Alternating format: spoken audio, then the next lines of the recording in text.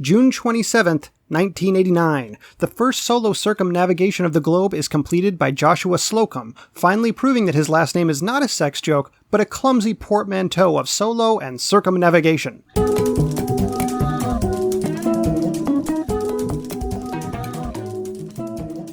Welcome to The Revisionists. I'm Brian Flynn. I'm Zach Powers. And joining us is Revisionist favorite, Shannon Camp, everyone. Hi, revisionist favorite. I'm more like the Typhoid Mary of this podcast because I just keep coming back. Oh, okay. I was going to say, have not washed your hands or... Oh, no. I don't think that applies to the arena of podcasting, at least. That's true. That's true. We did send you a lot of malware, though. Every time I upload these files to you, I send you porn malware. You might already have so much that you don't notice. Is there a difference between just porn malware and malware? I don't know. Or you say porn malware and porn. I'm like, at this point, not really. Yeah, porn malware, I think it had its heyday in the late 90s for like young kids. The mid to late 90s for kids who use their parents' computers, and then pop-ups would show up while their parents tried to use them. And they'd be like, Kevin? I assume okay, because this was the Home Alone family, yeah. That definitely happened fully into the mid-2000s. Not that I'm outing the only brother I have. Of course. We'll bleep that if we need to. He doesn't listen to this. Okay, no, I mean... I do think it's true that Home Alone 5, if it were still following Kevin when he was 18 or 17, would be a lot of him looking at porn on the computer when he got left at home. No, he would be like one of the hackers from Hackers and hack the planet. Hack the planet, whatever. yeah. Or he would try, at least. Hack the planet sounds like the kind of thing a parent says in an old movie when they talk about video games. They're like, are you going to blow up the galaxy? Universe? Are you going to bomb the universe?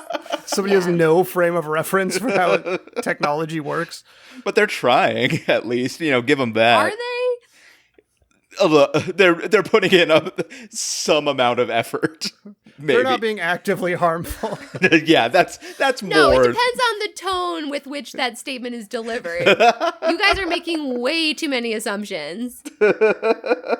That's true. The objectionable things Jack Nicholson does as a father in The Shining, when he asks Danny that, it is one of the least objectionable moments. But what a low bar to clear. Yeah, that was sort of the face I was going for. Zach's mind is never far from The Shining. Oh, of course. Anyways, folks, if you're new to this podcast, it's a comedy history podcast, not always in that order, but sometimes in that order, in which we discuss a person or event from history. One person gives the true account of that person or event. In this case, that's going to be Shannon. And one person gives a crazy bananas batshit alternate version. In this case, that is going to be Brian. And at the end, we vote, and you theoretically vote, on what becomes the true history of this brilliant, blue, luminescent, reflective, shining, spinning, blue marble, etc. going forward. See, that's exactly the harmful tone I was talking about. Yeah, the sort of dismissive-ness. I see that now. Sarcastic, disinterested, above it all. I've come up with adjectives for 50 episodes now, and my heart's not in it this time. Maybe next time I'll get back. Well, you did say blue twice, and then both bright and luminous, so... Well, synonyms are fine. That's a new rule. Last time we discussed Soyuz 11, correct? And ultimately, the alternate history in which one of the astronauts was a cool dude named Koob, who I believe eventually became murderous, won out, delivered by our friend and yours, Nathan Lund. Good episode. Go back and listen if you missed it for more details on the true story of Soyuz 11. But this time, we're switching gears. We're moving away from the space race. We're talking about medical history because it's timely. We thought, hey, maybe it won't be timely. And then a few days ago, it was like, no, it's definitely going to remain timely. And we're going to start things off with the story of Typhoid Mary, as alluded to earlier.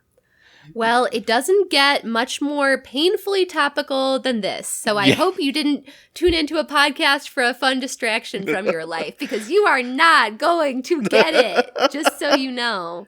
This was a really interesting topic to research. I feel like this episode sort of goes with my episode on Evelyn Nesbit, where it's like someone who was really famous in their time who was talked about in kind of a hashtag problematic way.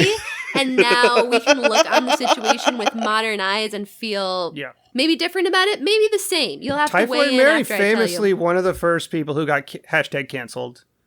I mean, you're saying it with that joking tone, but she really did kind of get canceled. Like, in a far more literal way than anyone who complains about being canceled today if my has vague ever memory of the story experienced. holds up, she got canceled with cause. Yes, a couple of times. Let's explore that. So, Typhoid Mary, aka Mary Malone, was born in 1869 in what is now North Ireland. And get this, I didn't know this was a thing. She was probably born with typhoid because her mother had it while she was pregnant. And if you know anything about the story of Typhoid Mary, you know that she's probably one of the most famous asymptomatic carriers of all time. But I still had no idea that it was like this a part of her life. Like maybe that even has something to do with the reason why she was asymptomatic. It like grew inside her organs as she developed as a fetus, which is really interesting to think about.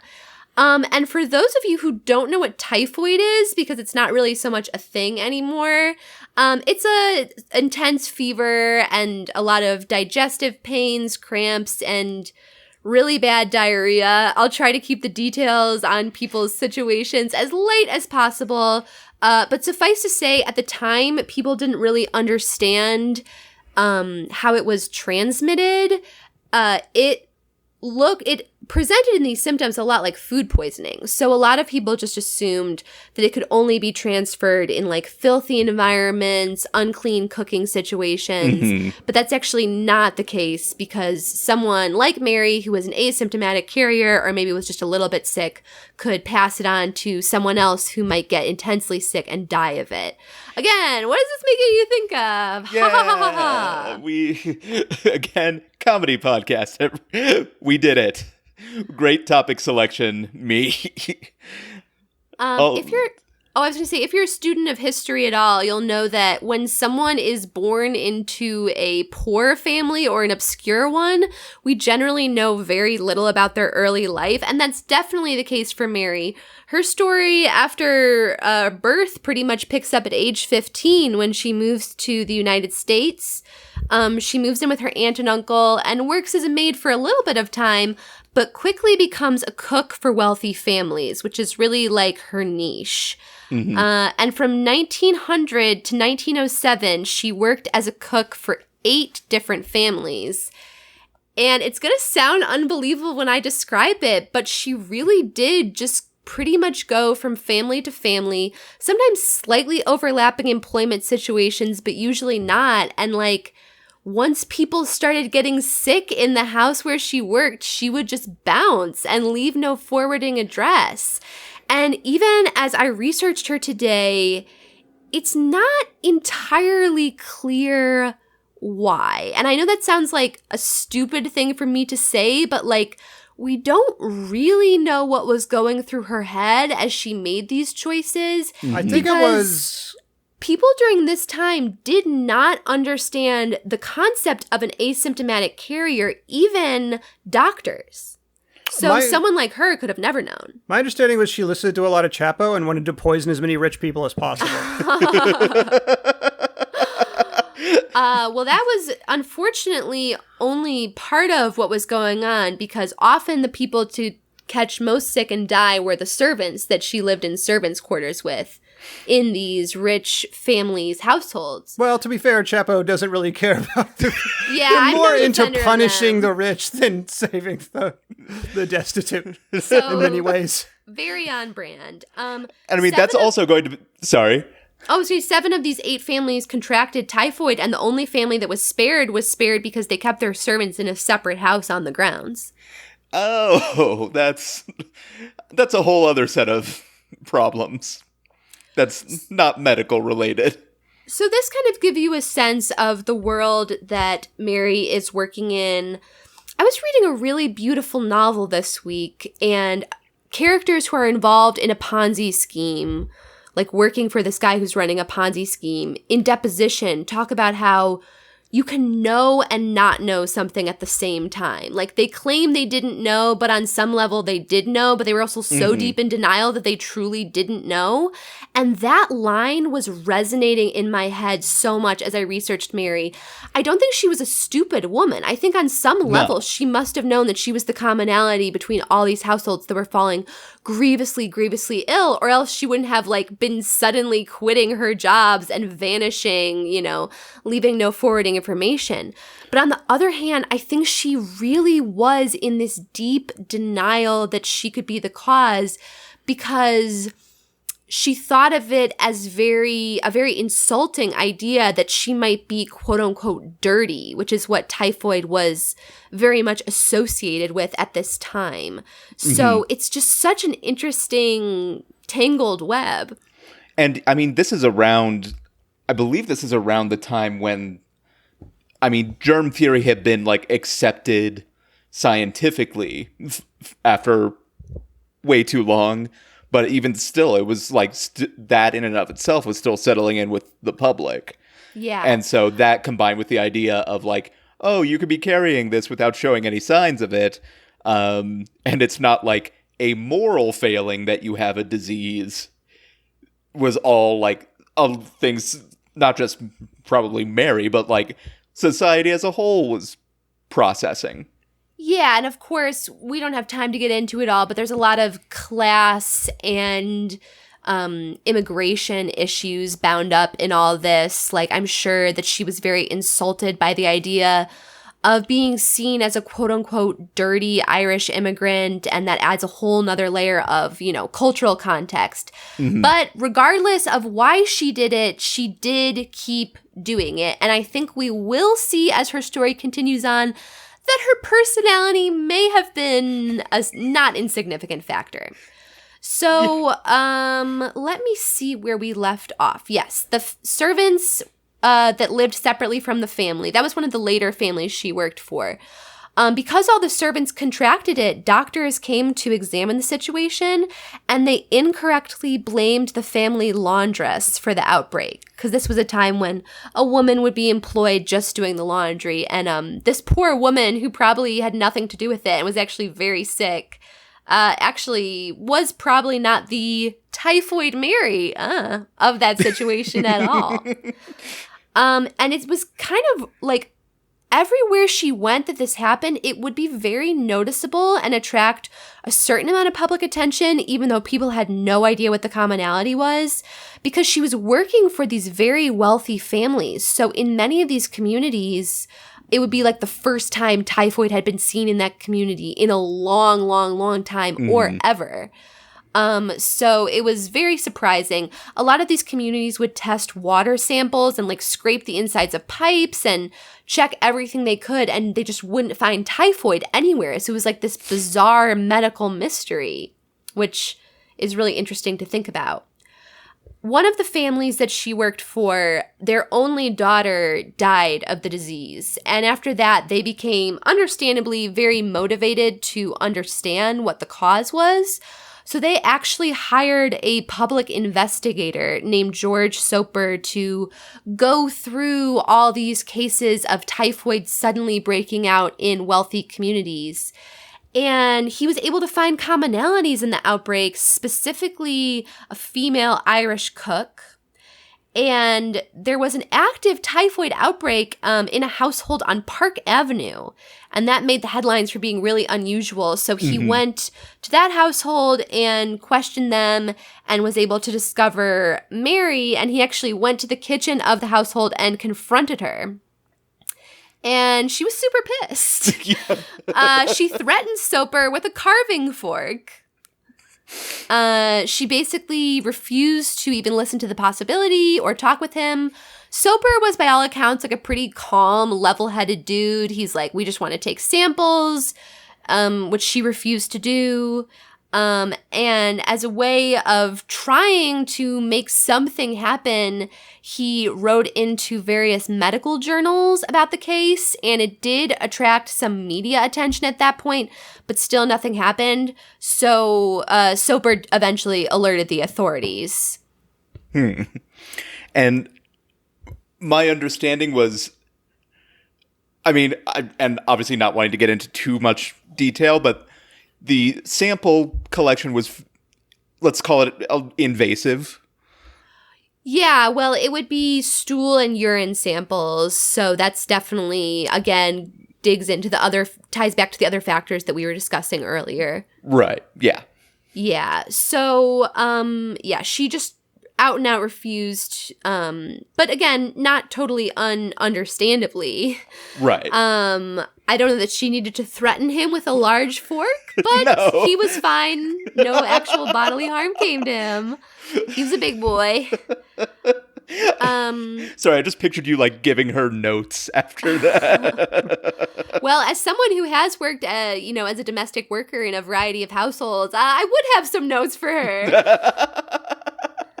But anyway, so 6 police officers were sent over to bring her in to basically force her to give samples. And she resisted arrest. They specifically brought a police woman as one of the 6 who, to subdue her, had to sit on her. And Mary was a very large woman, so that also may kind of play into this whole mental picture of the scene. Yeah. At that point, she was taken to a hospital where she was basically restrained, and then when she had to go to the bathroom, they made her give stool and urine samples. Like, she wasn't allowed to go to the bathroom alone. And she was also questioned very intensely, like basically interrogated by police officers. And in that interview situation, she admitted that she basically never washed her hands. But this was just a very common thing at the time. It doesn't make it any less disgusting.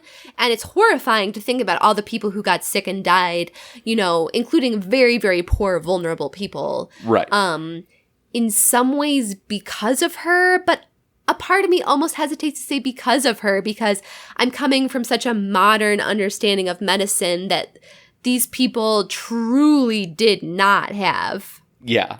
And there's so many things that go along with it. There's even, listening to an episode of another podcast that was discussing the history of hand washing itself. That there was, struggles within medicine. Yeah. To, establish that as a regular practice. It also, I read that doctors are not even doctors, more like health experts, are hoping that the whole pandemic will actually make the whole full 20-second hand washing more of a thing, even among doctors, where apparently the practice has not fully 100% taken hold. As someone who has worked in kitchens for over 15 years, it should happen more often in kitchens too, but that's a whole other. Enjoy that thought, listeners. But it's all true. Anyway, she was sentenced to quarantine on North Brother Island, which is off the coast of New York, where she's living.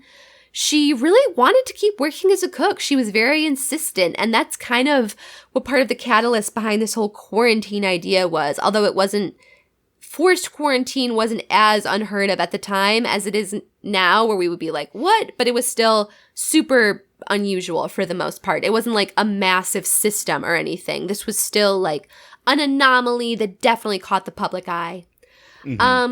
Soper came to her and basically said, I want to write a book about this whole situation and I'll split the royalties with you. But she was so upset by the idea because she didn't want to be known in the mainstream as, Typhoid Mary. She didn't want to be known as a spreader of disease that had killed people. Again, understandably, but yeah, totally. Unfortunately for Mary, she was running out of options in terms of how to make money because she hadn't had access to an education. She had come from a different country without her immediate family members. She didn't really have a way of supporting herself besides working as a domestic laborer. So she understandably hated the nickname Typhoid Mary, which had kind of caught fire in the press after the medical journals would publish like legitimate papers on the case, and then other publications would take a more tabloid view of the medical journal's publication. So that's basically how the story got out. It wasn't really like Soper was running to the tabloids, for what it's worth. Although he did want to profit off her story by writing the book and, again, splitting the profits with her. So she had to stay on the island. She suffered what research called a nervous breakdown, but I don't know how useful that term is in the modern setting. I would say like she suffered from anxiety, massive anxiety attacks, panic attacks would probably be a better way of putting it. Suffice to say, her mental health deteriorated and she really suffered, especially at the beginning of this first quarantine. And she received really inconsistent medical treatment. Like sometimes it would be all hands on deck, testing her and whatnot. But she was having problems with one of her eyes unrelated to typhoid, and it took a really long time for her to be able to see an eye doctor, even though it was like a very bad situation. So that's very frustrating. I definitely wish that the healthcare professionals that she was in the hands of had given her better treatment, because she just really didn't understand what was going on. No, she still, throughout all of this, did not believe that she was a carrier. She had samples tested by like a private firm that claimed to be negative. I don't think that could possibly be true based on the number of people that died while she was serving them or living with them. But for what it's worth, she genuinely believed that she did not have typhoid. She thought this was all ridiculous. After 3 years, she was released on the condition that she would find another job. She couldn't be a cook anymore. She had to sign an affidavit saying that she wouldn't be a cook anymore.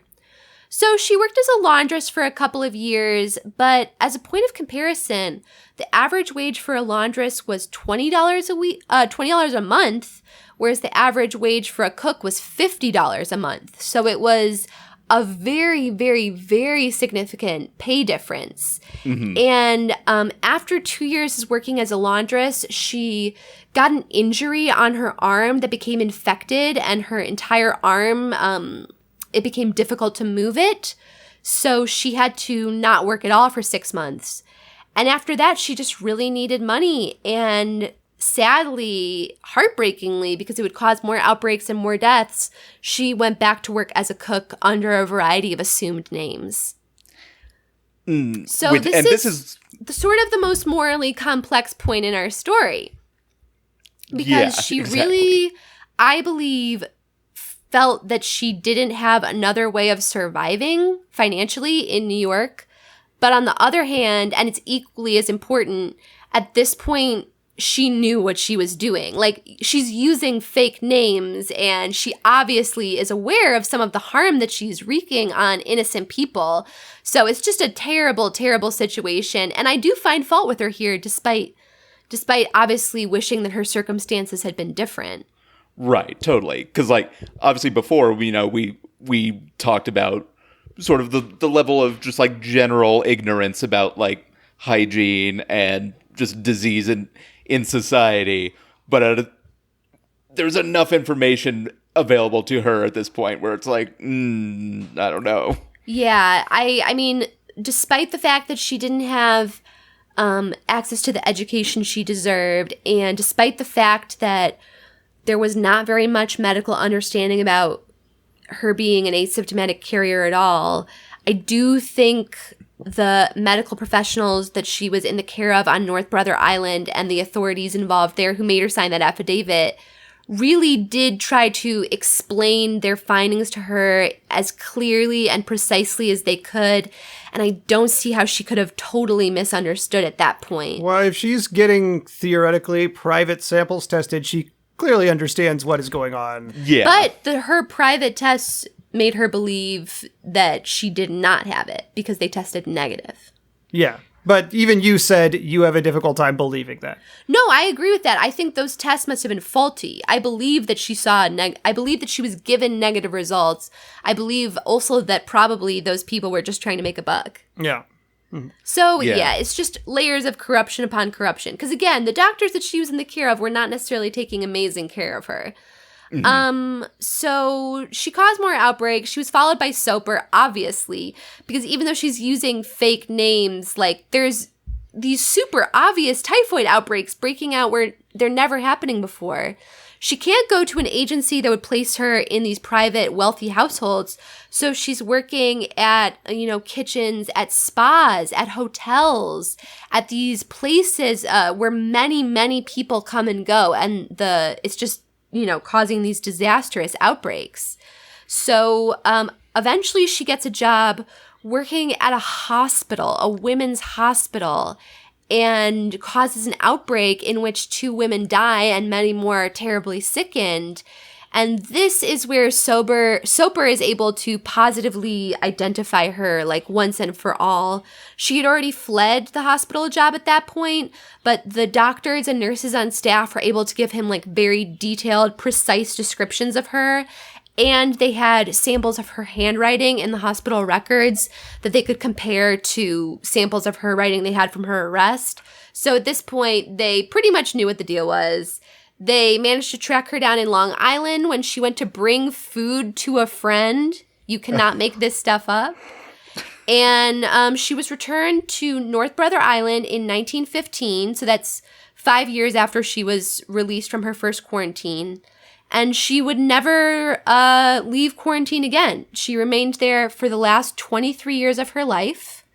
She had a private 1-story cottage on the island, and starting in 1918, she was allowed to take off-island trips with staff. Obviously, they just had to make sure that she was doing safe practices. She worked as a laboratory technician for a female doctor who was, like, doing research on the island, and by all accounts was treated well and fairly by that doctor. She worked, like, cleaning laboratory equipment and stuff. So there was, like, actual medical research happening elsewhere on the island. Yes. It wasn't. I had always pictured it as almost like a deserted island situation. Yeah, and even like internships and stuff were happening. So okay. It was also a place of study.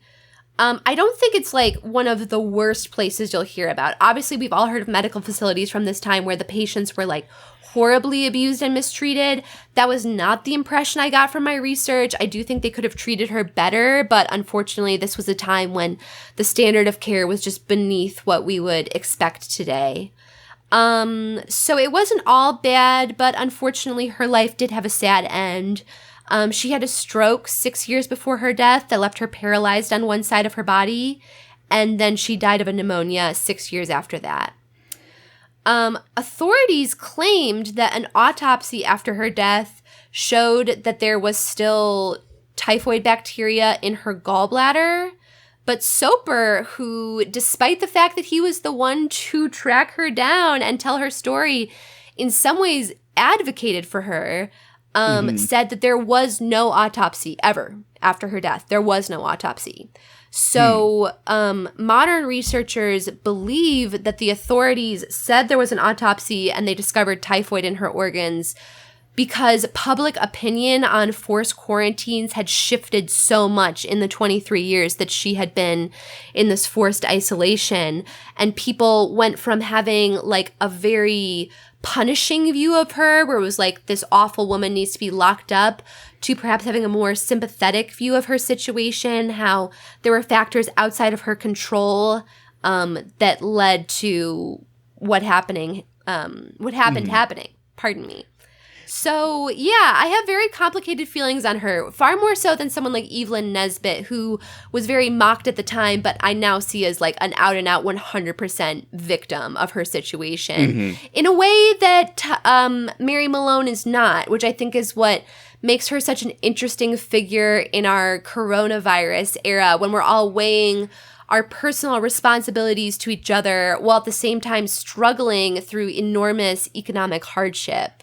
Yeah. When hopefully all of us are weighing our responsibilities to each other. Yeah, no, I just meant there's like, it feels like we're all trying to calculate those same scales in our daily lives. Yeah, and I mean, to think of like 23 years isolated on an island versus not being able to go to Chili's is like, yeah. Yeah, the to state her of the credit, world. she stormed 0 capitals with an automatic weapon. I don't know. I don't know what would have happened if they had released her like 3 years into that second quarantine instead of keeping her for 23 years. I want to believe that maybe she could have understood and like gotten a different job that wasn't cooking for people or being in close proximity with them. But a bigger part of me feels that like because of her personality, she was just going to do what she was going to do. She was so stubborn. Yeah, her pattern of behavior does not bore out the idea that she would have been responsible. So I can't really say like, oh, I wish she had been unleashed on the unsuspecting, innocent public, especially since so many of her, I don't want to say her victims, but so many of the typhoid's victims were also very poor people. Right. Okay, so that is the true government-sanctioned account. And that leaves Brian to give his version of events. Which in Rashomon style. Which is convenient because a lot of what I uncovered in my research was it does involve like sort of a lot of the years that get skipped over in the records. So, Mary Malone was born Northern Ireland. Her family soon moved down to the south, County Cork, to be specific. She had like a fairly normal Irish childhood at the time. Based on my family's own accounts, they probably shared one misshapen wool sweater. And drank tears and hated the English. When you say shared, do you mean it was passed around or they all wore it at the same time? Yeah, no, all at once. Okay. It was very large, to be fair. So they should have just used the same amount of wool to make multiple sweaters, but I guess they didn't think.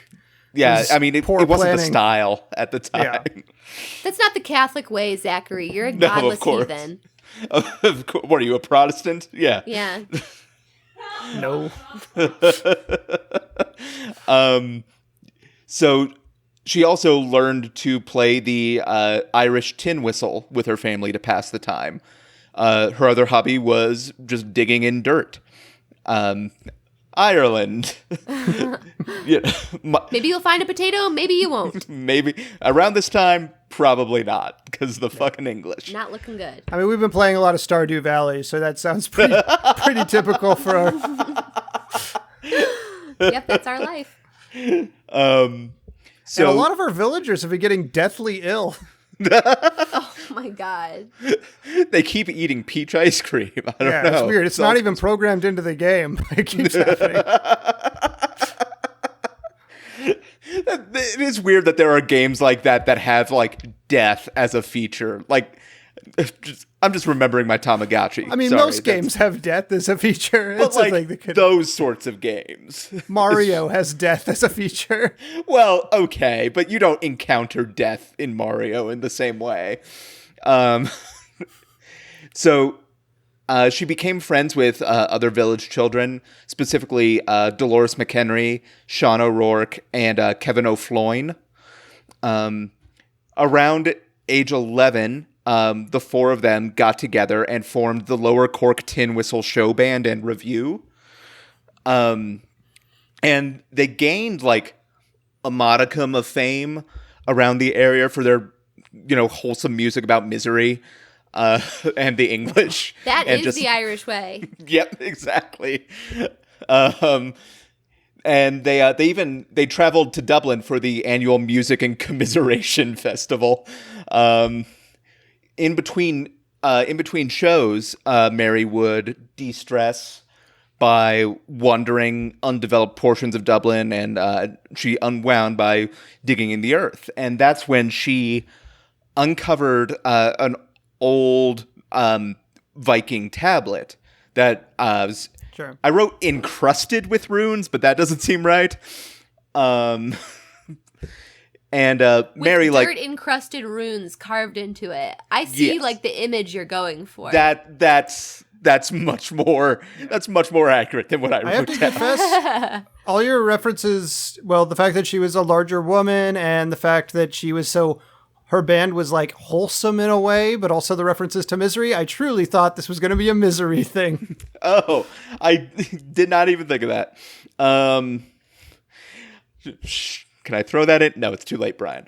So Hobble she somebody in the third act real quick. James Caan shows up. She hits him with a sledgehammer. James Caan as George Soper. man, between that and The Shining, we're really hitting the Stephen King.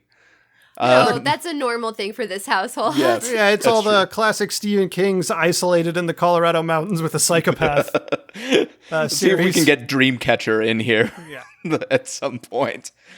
So Mary used sort of her innate Irish gift for language to translate the runes.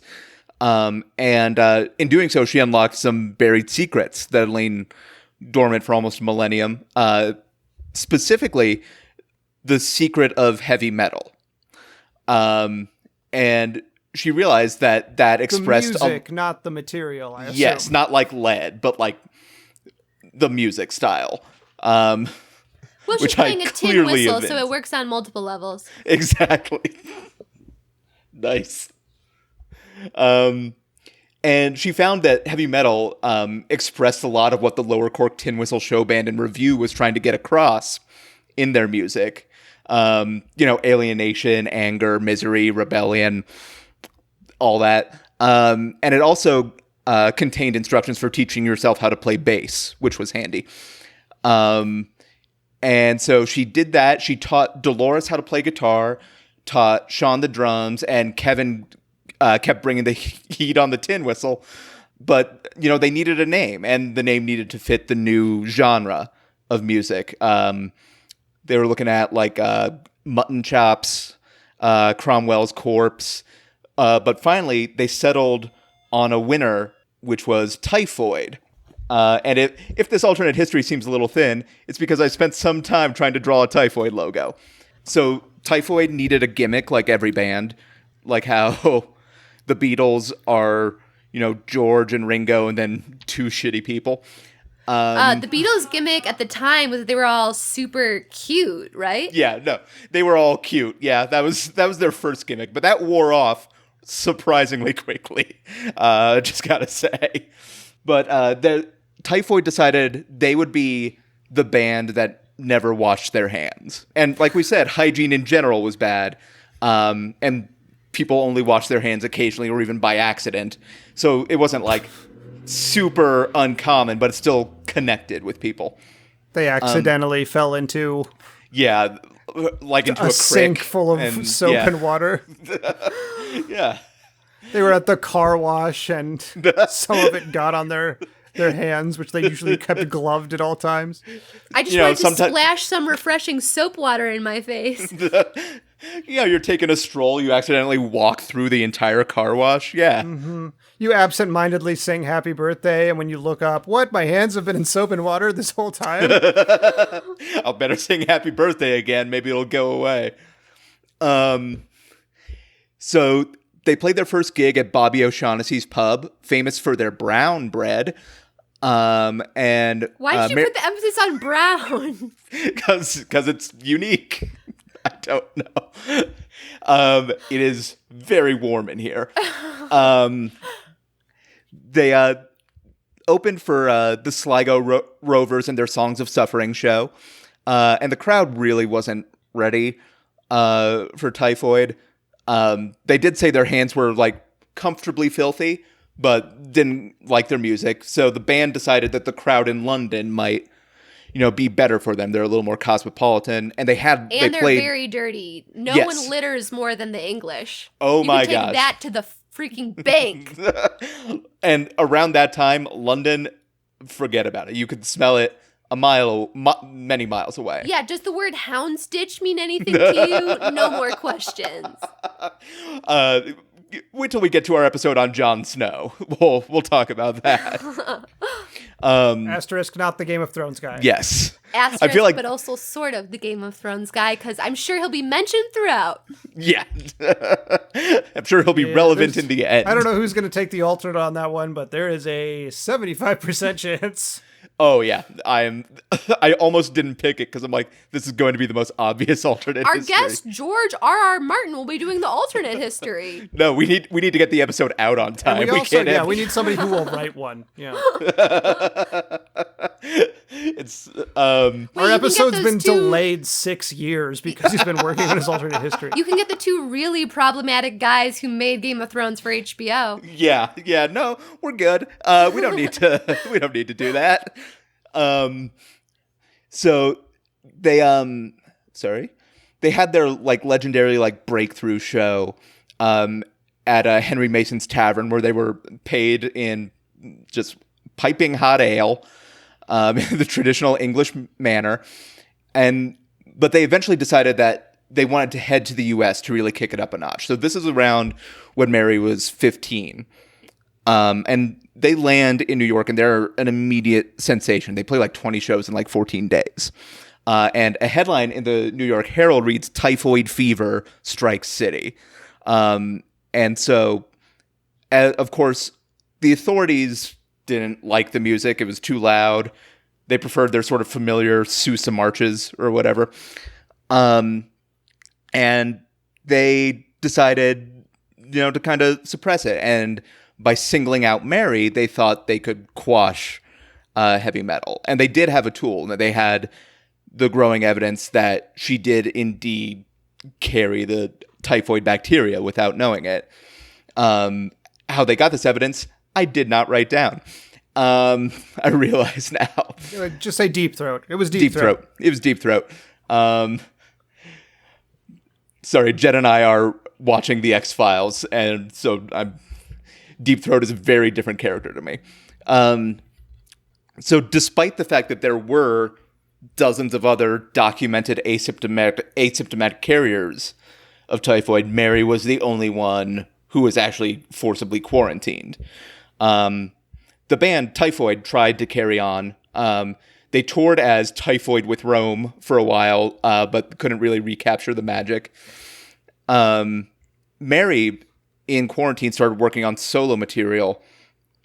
She released an album under the name Brother Island, which was kind of like yacht rock-y. Pitchfork gave it a 4.5. Pitchfork was Jonathan Pitchfork, a pitchfork salesman and freelance music critic. Brian's being heckled on the other end. No, that was genuine laughter. I'm kidding. Thank you. The cats did not care for it.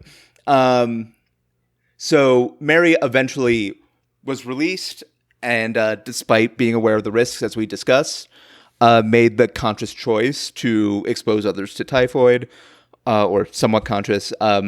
And because of this, her band and former fans distanced themselves from her. And she was a bit... Yeah. Yep. I did not even consider that. And she was eventually returned to Brother Island, where she spent the rest of her life in quarantine. But despite the fact that they didn't approve of her actions, her bandmates would sometimes sail to Brother Island under the cover of night to sit under her window and play to her. And that's the actual history of Typhoid Mary. Oh, I liked it. Yeah, I ended it in a sweet note. It ended on such a lovely yet melancholy image that really resonated for me. Can I tell you, that's the Irish in me coming out. That's the full Irish. Losing my mind. Yeah, so before we get to the final judgment, we generally do some plugs just now. Mm-hmm. Brian, I don't know if you got anything going on. Well, generally, of course, we always say if you want to write us a letter, you can do that at revisionistpodcast.com. Just go to the contact page. You can also reach us on Facebook, Twitter, or Instagram. Just search Revisionist Podcast. There have been letters we've been sitting on, meaning to record like a mailbag episode, and we just haven't. I'm sorry, we have not gotten back to those. It probably does not matter to the people in question, but it is really appreciated. And we also ask that if you have time, you review the show on your podcast app of choice. Written reviews are especially helpful. And as for me, we've been plugging making sure you're registered to vote, for one thing. I'll also keep plugging bail funds, even though a lot of them have gotten a lot of money for bailing out protesters. A lot of them have existed before the protests and have been trying to combat the inequities created by cash bail. And they'll still need support until cash bail is abolished. So, keep looking out, keep seeing if ones in your area exist and need support. You can also check out the social media or official website for your favorite bail fund, and a lot of them will just straight up tell you other organizations that they would like to point you towards to donate to if they have received like more donations than they need in that moment. So a lot of times they can point you right where you need to go. Totally. Did either of you want to mention anything in particular? Yeah, I'll plug my podcast, which is currently on hiatus, but you can listen to all the scripted episodes of Little Women, a modern audio drama, which is as you probably suspected from the title, modern version of Little Women that I wrote and co-produced and acted in. And it's a lot of fun. We've had a modest degree of success. I'm really proud of it. So we're taking a little break, and then we'll be back soon with more nonfiction educational bonus episodes. And it's a really great show. And I especially like the bonus episodes too. Thank you. Yeah, hey, if you didn't get enough of me ranting about historical topics on this show, go ahead and check out my bonus episodes on the Little Women podcast. Nice. Zach? I have foolishly in quarantine revived a podcast I did 10 years ago with my friends Russell Carlson and Chris Boroff. It's kind of a game show film review podcast where we each submit a movie on a theme, and the winner of each round picks the next theme. We have a certain number of points, etc., etc. It is called The Movie Trap. I believe it is available wherever it'll be available by the time, I think today it's going to be available on various podcasting apps. It's also on YouTube. There's a video version that Chris dutifully edited together, which you could find, I believe, on YouTube, or at least the first episode so far. So you could hear more of me there. Probably at some point, I have to imagine Brian might be a guest. He was a guest on the old version at one point, so I don't see why he wouldn't be a guest on this new version at some point. Revisionist, origins. The real origins are the First World History podcast from 10-ish years ago, and we've released some of those old episodes on this feed. Yes. I still have the rest on my external hard drive. I think I called it something else. Yeah, First World History, which is... I don't know if we can claim first world privilege anymore. We'll have to settle for white privilege. Yeah, which is still not settling all that. It's ingrained. Anyways. Hence the joke. Yeah, no, sorry. I am just depressed. Anyway. It's okay. I didn't want people to think I was actually bragging about white privilege, but you responded to me totally. so sincerely. Sorry. It's okay. Listeners, it's what all of us spend so much of our time thinking about right now. Which is good. Yes. I'm all for it. But that brings us to the judgment phase. Yeah. So the true story of Mary Malone, Typhoid Mary, obviously a very gray story with a lot of factors to consider, like unfair aspects of her life, and also seemingly willfully ignoring the danger and death that she could cause other people. It's a complicated, strange, and timely story. But ultimately, I feel like I want to go with the alternate one where they have fun playing in a band and then also some death happens. But then there's a nice ending where they serenade her at the end. Absolutely the right call. So I'm going to go with that one. Well, listeners, voting is now open for Patreon supporters, and keep an eye out on the Instagram story for voting next Wednesday, as I look at a watch I don't have. Like I said, very warm. But Shannon, thank you so much for joining us. Oh, my pleasure. Always happy to be back. Thanks so much. Of course. Zach, thank you as always. Of course. For everyone here at The Revisionists, I'm Brian Flynn. I'm Zach Powers. Have a good time.